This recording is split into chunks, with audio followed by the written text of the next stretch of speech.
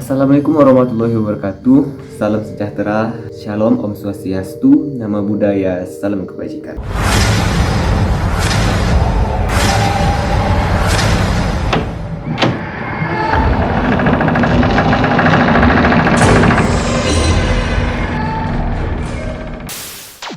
Nah, pasti kalian tidak asing lagi dengan namanya hantu kuyang. Hantu kuyang ini sangat populer di kalangan masyarakat Kalimantan dan juga sangat populer juga di kalangan masyarakat Thailand. Kalau di Thailand, nama hantu ini adalah hantu Pi Krause atau hantu Krause. Dengan bentuk tubuh hanya kepala dan organ tubuh yang bergelayut, hantu ini cuman hanya ada organ tubuh. Lebih menyeramkan lagi, hantu ini terbang di malam hari. Ya, karena namanya juga hantu, pasti nggak mencegah tanah. Hantu ini berkeliaran di malam hari untuk mencari mangsa berupa darah ibu yang sedang melahirkan dan mengambil atau mengisap darah dari sisa melahirkan ibu tersebut atau memakan plasentanya serta memakan hewan ternak warga. Secara umum di Thailand dan di Kalimantan, hantu ini memiliki kesamaan, yaitu tidak memiliki tubuh yang lengkap, menghantu dengan cara terbang, suka memangsa darah atau memakan hewan ternak warga. Pada siang hari, hantu ini juga dipercaya berkeliaran. Gimana dia berkeliaran? Nah, kan hantu ini kan bergender perempuan. Dia pada malam hari dengan kepala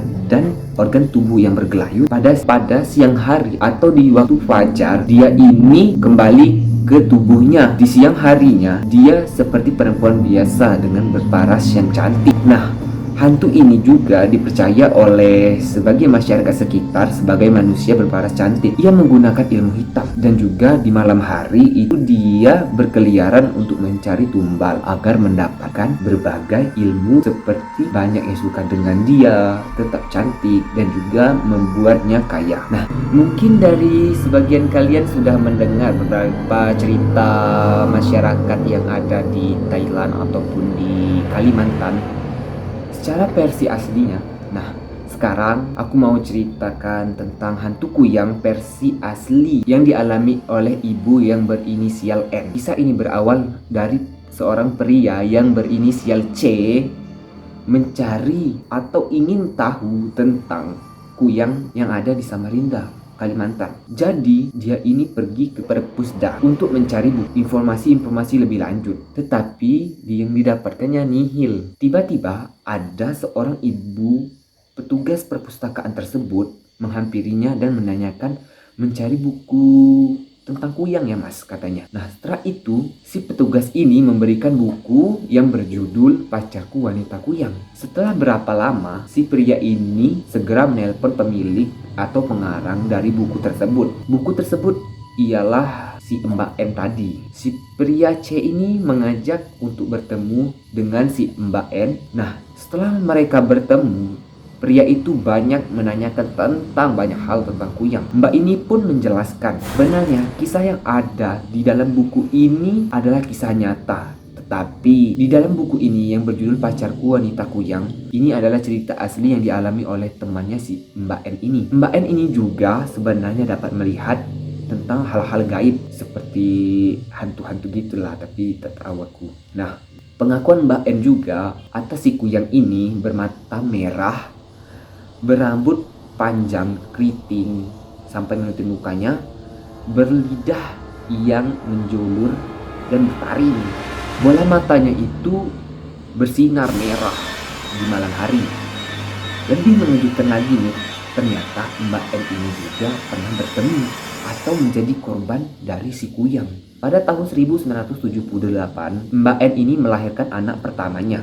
Untuk ini juga hantu itu berhadapan dengan si Mbak N. Kok bisa Mbak N ketemu dengan si kuyang?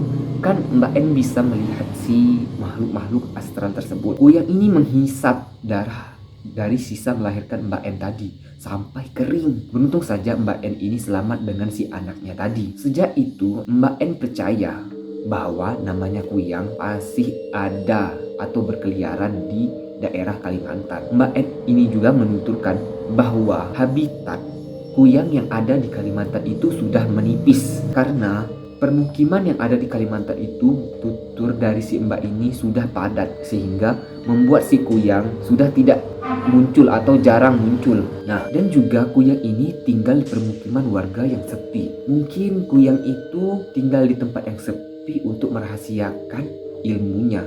Yang seperti saya ceritakan sebelumnya, yaitu Kuyang ini adalah manusia atau perempuan yang menggunakan ilmu hitam untuk berbagai kegunaan yang ia butuhkan. Ya pasti dia nggak mau yang namanya ketahuan oleh warga sekitar. Pasti dia akan diburu dan dimusnahkan oleh si para masyarakat sekitar.